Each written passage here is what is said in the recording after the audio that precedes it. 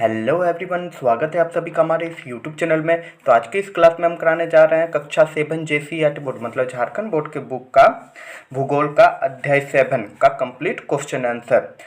तो चैप्टर का नाम है मानवीय पर्यावरण, बस्तियां, परिवहन एवं संचार। तो इसका हमने बेसिक थ्योरी पिछले क्लास में अच्छे से कंप्लीट कराया। अगर आपने से नहीं देखा है तो डिस्क्रिप्शन में आपको उसकी लिंक मिल जाएगी, आप वहाँ से देख सकते हैं। तो चलिए शुरू करते हैं।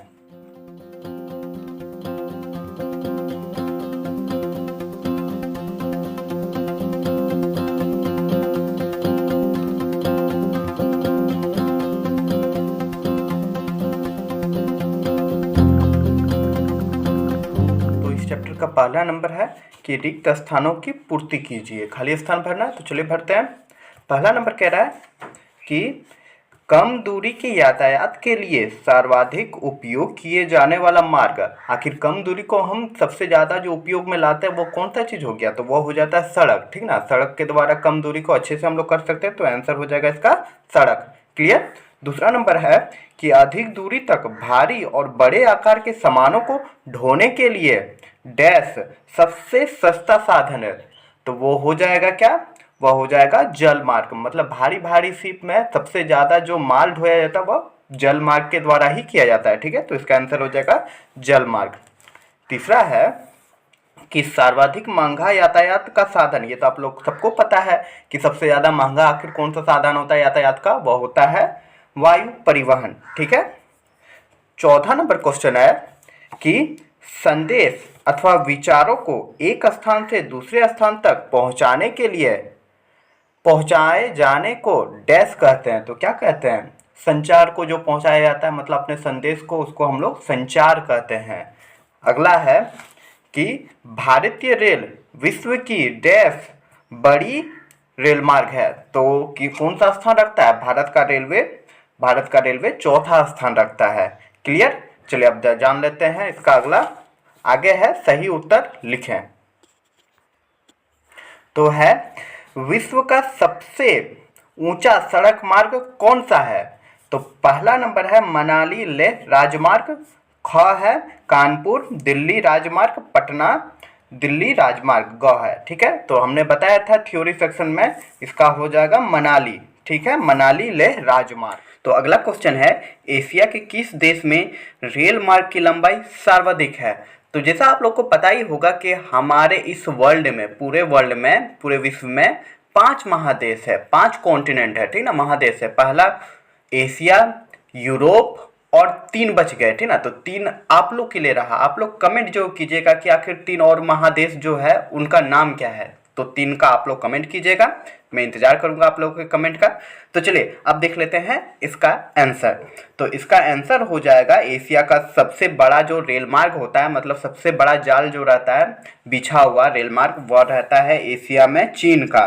और पूछा जाए भारत कौन सा होगा, तो भारत हो जाएगा दूसरा नंबर पे। क्लियर।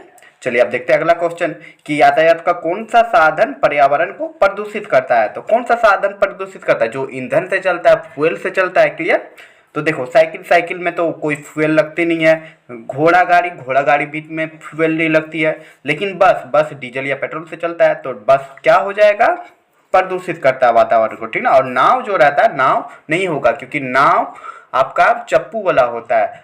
अगर यदि बोट कहा जाता है उस समय तो वो हो सकता है। चलिए आप देख लेते हैं अगला क्वेश्चन। अगला क्वेश्चन है इनमें से कौन संचार का साधन है? संचार मतलब होता क्या है? संचार मतलब होता है अपने संदेश को एक जगह से दूसरे जगह पहुंचाना। तो वो कौन काम करता है? पहले डाकिया करता था और अब मोबाइल टेलीफोन आ गया है। तो क्या हो जाएगा इसका आंसर? टेलीफोन, ठीक ना। चलिए आगे देख लेते हैं अगला क्वेश्चन, 5वां नंबर कि राष्ट्रीय राजमार्ग संख्या 2 किस शहर से होकर गुजरती है? तो इसका जो आंसर हो जाएगा वो हो जाएगा धनबाद। क्लियर। चलिए आप देख लेते हैं इसका क्वेश्चन आंसर। पहला नंबर कह रहा है कि निम्नलिखित प्रश्नों, तीसरा नंबर है निम्नलिखित प्रश्नों का उत्तर एक वाक्य में दे। तो चलिए, तो तीसरा नंबर का पहला क्वेश्चन है कि परिवहन के प्रमुख प्रकार कौन कौन से हैं? तो इसका आंसर हम लिख सकते हैं कि परिवहन के प्रमुख प्रकार सड़क मार्ग, रेल मार्ग, जल मार्ग और वायु मार्ग है। क्लियर। चलिए दूसरा नंबर देख लेते हैं। दूसरा नंबर है कि जनसंपर्क का माध्यम क्या है? ठीक ना, जनसंपर्क का माध्यम क्या है? तो इसको एक वाइक में देना है, तो यहाँ पे हम 3 आंसर लिखे हुए हैं, आप लोग को जो सुविधा लगे वो लिखना। तो बेसिकली जो रहता है जनसंपर्क के बारे में परिभाषा जो पूछा जाता है उसका आंसर हम लिख सकते हैं कि समाचार पत्र, रेडियो, टेलीविजन, मोबाइल फोन तथा इंटरनेट के द्वारा हम बड़ी संख्या में लोगों के साथ संचार कर सकते हैं, इसलिए इनको जनसंपर्क का माध्यम कहते हैं। क्लियर? तो यहाँ पे प्रश्न पे डिपेंड करता है कि कितना नंबर का क्वेश्चन वहाँ पूछा जा रहा है, ठीक ना। अगर शॉर्ट में बोला है, जैसे 1 नंबर का भी यहाँ पे बोला गया है, तो 1 नंबर के लिए हम यहाँ पे और 2 आंसर लिखे, वो दोनों में से कुछ लिख सकते हैं। तो दूसरा नंबर जो हम लिख सकते हैं इसका आंसर कि जनसंपर्क का माध्यम समाचार पत्र, रेडियो, टेलीविजन, मोबाइल फोन और इंटरनेट है। इतना आप लिख देंगे, आपका आंसर हो जाएगा। अगर ये भी नहीं याद रहता तो आप लिख सकते हैं कि जनसंपर्क का माध्यम संचार है। क्लियर? संचार मतलब वही होता है अपने संदेश को एक जगह से दूसरी जगह पहुंचाना। क्लियर? इन तीनों में से आप कुछ एक लिख सकते हैं। अब डिपेंड करता है कि क्वेश्चन कितना नंबर का पूछा गया है, ठीक है ना। 1 नंबर का पूछेगा तो आप लिख सकते हैं दूसरा नंबर वाला, यही सुटेबल आंसर है, आप यही लिखिएगा आप लोग, ठीक है। चलिए अब देखते हैं तीसरा नंबर क्वेश्चन इसी का। तो तीसरा नंबर क्वेश्चन कह रहा है कि संचार से आप क्या समझते हैं। तो इसका आंसर हम लिख सकते हैं कि संचार संदेश तथा विचारों को एक स्थान से दूसरे स्थान तक पहुंचाने का माध्यम होता है। इतना लिख देंगे, आपका आंसर हो जाएगा, ठीक ना। आप क्वेश्चन रटने का नहीं, समझने की कोशिश कीजिए, समझेंगे तो आप लिख पाएंगे एग्जाम में। चलिए आप देखते हैं चौथा नंबर इसी का कि जल मार्ग कितने प्रकार के होते हैं। तो इसका आंसर हम लिख सकते हैं कि जल मार्ग 2 प्रकार के होते हैं, हमने थ्योरी सेक्शन में पढ़ाया है अच्छे से। दूसरा एक नंबर हो जाएगा अंतर्देशीय जल मार्ग और दूसरा हो जाएगा समुद्री जल मार्ग। क्लियर? चलिए अब 5वां नंबर देख लेते हैं इसका कि भारत का सबसे लंबा राष्ट्रीय राजमार्ग कहाँ से कहाँ जाती है, ठीक ना। तो इसका जो आंसर हो जाएगा वह हो जाएगा कि भारत का सबसे लंबा राष्ट्रीय राजमार्ग संख्या 44, ठीक ना, NH-44 जिसको कहा जाता है, जो कहाँ से जाता है, श्रीनगर से कन्याकुमारी तक जाता है। लेकिन हमने किताब जब पढ़ाया था तो उसमें कुछ और दिया गया था, वो भी देख लेते हैं अभी जरा सा। तो देख लीजिए आप लोग कि यहाँ हमने जब पढ़ाया था कि क्या लिखा हुआ था कि राष्ट्रीय राजमार्ग संख्या 7 भारत का सबसे लंबा राष्ट्रीय राजमार्ग है। यह वाराणसी से कन्याकुमारी को जोड़ती है। लेकिन जो अब क्या हुआ, इसी राजमार्ग को, जो राजमार्ग 7 था, इसको बढ़ा करके कहाँ से, वाराणसी से जम्मू ले गया, ठीक ना। और इसी का ही नाम NH-44 हो गया है, ठीक ना। किताब पुराना है इसलिए शायद इसमें ऐड नहीं किया गया होगा। तो आप लोग आंसर जो लिखिएगा, जो हमने अभी बताया वो लिखिएगा, ठीक है। NH-44 है या राष्ट्रीय राजमार्ग संख्या 44 है। क्लियर? जो श्रीनगर से कन्याकुमारी तक जाती है। चलिए आप देख लेते हैं अगला क्वेश्चन। तो अगला क्वेश्चन है कि लघु उत्तर की प्रश्न, मतलब थोड़ा ब्रीफली देना है। तो देखिए,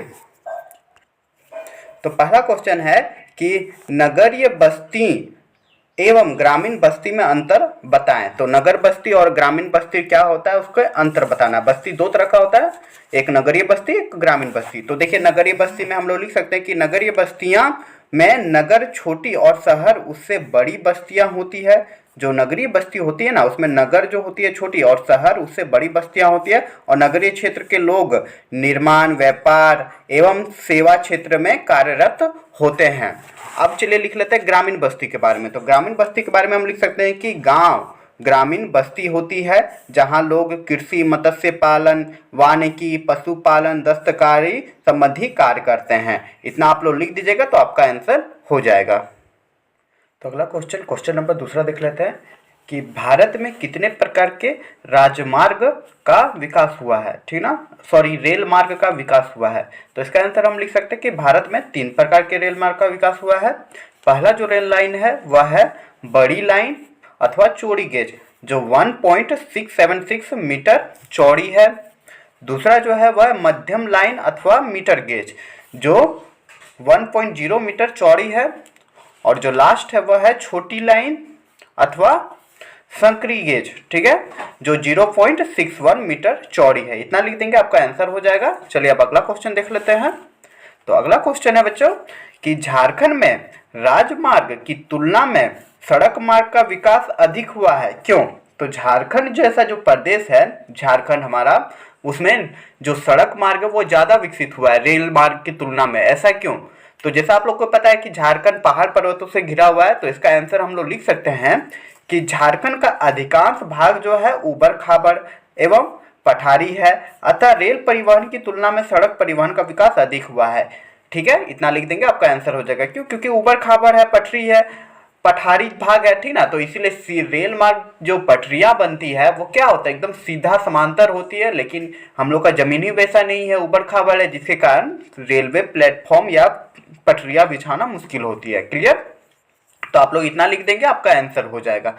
चलिए अब देख लेते हैं अगला क्वेश्चन। तो अगला क्वेश्चन है अंतर बताएं। तो अंतर बताएं का पहला क्वेश्चन है ग्रामीण बस्ती और नगरीय बस्ती में क्या फर्क है। तो ये इसका जो आंसर था वो हमने पिछले वाले क्वेश्चन में करा चुका था। क्वेश्चन नंबर चौथा का 1 नंबर जो था नगरीय बस्ती और ग्रामीण बस्ती में अंतर बताएं, वही आप लिख देंगे तो आपका आंसर हो जाएगा। अब देख लेते हैं इसका दूसरा नंबर। दूसरा नंबर है कि रेल मार्ग, सड़क मार्ग और रेल मार्ग में अंतर। ठीक है, तो इसको चलिए देख लेते हैं।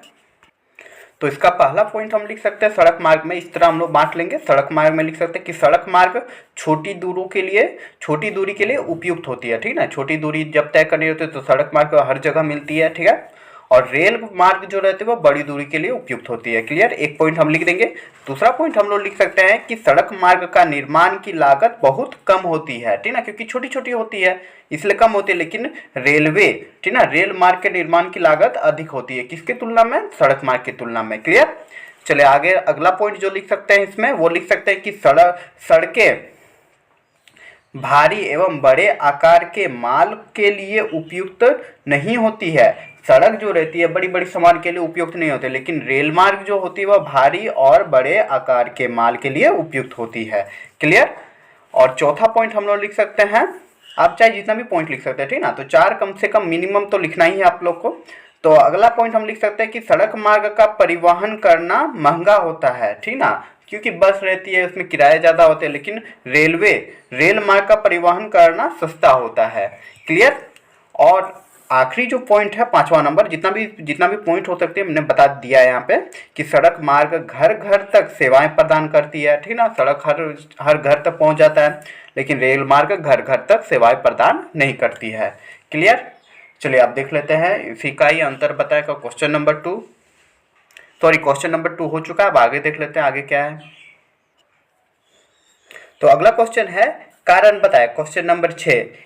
तो पहला नंबर है इसका कि रेल मार्ग से कम खर्च में भारी सामान और मानव का आवागमन किया जाता है। इसका कारण बताना आखिर ऐसा क्यों होता है कि रेल मार्ग जो रहता है वह कम खर्च पे भारी सामान और मानव का आवागमन किया जाता है। तो इसका आंसर हम लोग लिख सकते हैं कि रेल मार्ग से कम खर्च में भारी सामान एवं मानव का आवागमन किया जाता है, क्योंकि रेल का इंजन एक बार में कई सारी बोगियों को खींच सकता है तथा सीधी पटरी में चलने के कारण ये अन्य परिवहन की तुलना में कम खर्च में आसानी से भारी सामान एवं मानव को एक स्थान से दूसरे स्थान तक पहुंचा सकते हैं। ठीक है, इतना आप लोग लिख दीजिएगा तो आपका आंसर हो जाएगा। चलिए अब कारण बताएगा क्वेश्चन नंबर 2 भी देख लेते हैं।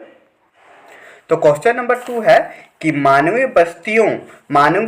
बस्ती का विकास आदर्श बसाव स्थल में होता है। इसका कारण बताना है क्यों आखिर ऐसा होता है। तो इसका आंसर हम लिख सकते हैं कि आदर्श बसाव स्थल के लिए अनुकूल भौगोलिक दशाएं जो होती है वह क्या क्या होती है वो लिख लेंगे। तो अनुकूल भौगोलिक दशाएं जो होती है वह अनुकूल जलवायु होना चाहिए। ठीक ना, मतलब बसाव किसी भी शहर बसने के लिए या गांव बसने के लिए क्या क्या जरूरी सामान रहता है, तो वही लिखेंगे कि अनुकूल जलवायु होना चाहिए। अगर जलवायु सही नहीं रहेगा तो हम लोग कैसे बस पाएंगे वहाँ पे तो मर ही जाएंगे। जल की उपलब्धता होनी चाहिए। तीसरा पॉइंट लिख सकते हैं उपयुक्त भूमि होनी चाहिए ताकि कृषि वृषि वगैरह कर सके और खा सके, भरण पोषण हो सके, उपजाऊ मिट्टी भी होनी चाहिए। क्लियर? तो आदर्श बसाव स्थल के लिए इतना सब जरूरी है, ये हम लोग लिख देंगे। उसके बाद लिख सकते हैं कि यह कारण मानव जीवन को आसान एवं संभव बनाते हैं। ठीक है, इसके बिना जीवन की कल्पना नहीं की जा सकती, अतः मानव बस्ती का विकास आदर्श बसाव स्थल में होता है। क्लियर? तो यहाँ पे क्वेश्चन नंबर 2 भी कंप्लीट होता है। चलिए अब देख लेते हैं क्वेश्चन नंबर 7। तो 7वां नंबर क्वेश्चन है दीर्घ उत्तरीय प्रश्न। ठीक ना, तो दीर्घ उत्तरीय प्रश्न का पहला नंबर है कि सघन बस्ती एवं प्रकीर्ण बस्ती में अंतर बताएं। ठीक है, तो सघन बस्ती किसको कहते हैं? प्रकीर्ण बस्ती। से नाम से ही समझ में आ रहा है कि सघन क्या होगा, प्रकीर्ण। सघन मतलब एकदम घना। ठीक है, तो चलिए देख लेते हैं। पहले हम लोग लिख लेंगे सघन बस्ती, और उसके बारे में लिख सकते हैं कि सघन बस्तियों में घर पास पास बने होते हैं, ठीक ना। सघन बस्ती में जो घर रहता है वो पास पास बनाता है, जो शहरों में होता है खासकर, ठीक है। ऐसे ऐसे बस्तियां, याद रखना यहाँ बस्ती का बात हो रहा है, ठीक ना। ग्रामीण बस्तियां दो पार्ट्स में बांटा गया है, जिसमें एक सघन बस्ती होता है, एक प्रकीर्ण बस्ती होता है। ग्रामीण के बारे में बात कर रहा है, ठीक ना। तो ग्रामीण में भी सघन और प्रकीर्ण होता है। तो सघन जो रहता है वह गांव जो रहता है वह पास पास बने होते हैं, और ऐसी बस्तियां वहां मिलती हैं जहां कृषि योग्य समतल और उपजाऊ भूमि तथा उपयुक्त जलवायु पाई जाती है, ठीक ना। वहीं पे बसता है। ये बस्तियां जो होती है वह अस्थायी होती है। क्लियर, आप लोग को समझ में आ गया होगा कि सघन बस्तियों में घर पास पास बने होते हैं। ऐसी बस्तियां वहां मिलती है जहां कृषि योग्य समतल एवं उपजाऊ भूमि तथा उपयुक्त जलवायु पाई जाती है। अब प्रकीर्ण बस्ती, आखिर उसके बारे में क्या लिख सकते हैं, तो उसके बारे में लिख सकते हैं कि प्रकीर्ण या बिखरी हुई बस्तियां में घर जो रहता है वह दूर दूर फैले होते हैं, ठीक ना, दूर दूर में रहते हैं। और प्रकीर्ण बस्तियां मुख्यतः पर्वतीय पहाड़ी घने जंगल एवं अति विषम जलवायु वाले क्षेत्र में पाया जाता है, ठीक ना। इतना लिख देंगे, आपका आंसर हो जाएगा। चलिए आप देख लेते हैं दीर्घ उत्तरी प्रश्न का क्वेश्चन नंबर 2। तो दूसरा नंबर क्वेश्चन है कि किसी क्षेत्र विशेष के विकास को प्रभावित करने वाले कारकों की चर्चा करें। मतलब कोई क्षेत्र विशेष है, कोई इलाका है जहां को प्रभावित करने वाले उसके कारक को लिखना कि क्या क्या चीज उसे प्रभावित कर सकते हैं, ठीक ना। क्वेश्चन समझना अच्छे से, उसके बाद उसका आंसर देना है। जोरी नहीं, जो हम लिखा रहे हैं वही आपको लिखना, आपको अपने भाषा में देना है, लेकिन आप क्वेश्चन समझेंगे, आंसर समझेंगे तो ही कर पाएंगे। तो समझने का प्रयास कीजिए, ठीक है। तो देखिए इसके बारे में हम लिख सकते हैं कि किसी क्षेत्र विशेष के विकास को प्रभावित करने वाले प्रमुख कारण क्या क्या होता है। एक प्राकृतिक होता है, दूसरा जो होता है सांस्कृतिक एवं आर्थिक होता है। प्राकृतिक, ठीक ना, पर्यावरण वगैरह। सांस्कृतिक जो वहाँ के आदमी द्वारा किया जाता है, ठीक ना, लोगों के द्वारा रहन सहन, उसी को ही सांस्कृतिक कहते हैं। और आर्थिक मतलब पैसा वैसा, मतलब कैसा खर्च उर्च चलता है। तो चलिए इतना लिख देंगे। उसके बाद लिखेंगे कि प्राकृतिक कारण में धरातलीय संरचना उच्चावच इच्छा है, ठीक है, उच्चावच नगर की स्थिति और जल आदि प्रमुख है। और सांस्कृतिक कारण में लिख देंगे रीति रिवाज, सामाजिक मान्यताएं नगर के आंतरिक विकास को प्रभावित करता है। जो रीति रिवाज रहता है और सामाजिक मान्यता रहता है वो नगर के आंतरिक विकास को प्रभावित करता है, ठीक ना। उससे इन्फ्लुएंस होता है, मतलब जैसा वो माहौल रहता है वैसा ही बनता है वहाँ का समाज। चलिए आगे देख लेते हैं आर्थिक कारक। आर्थिक कारक में क्या होता है कि आर्थिक कारण में खनन, उद्योग, व्यापार, वाणिज्य ऐसे कारण जिसके कारण नगरीय बस्तियां विकसित होती है।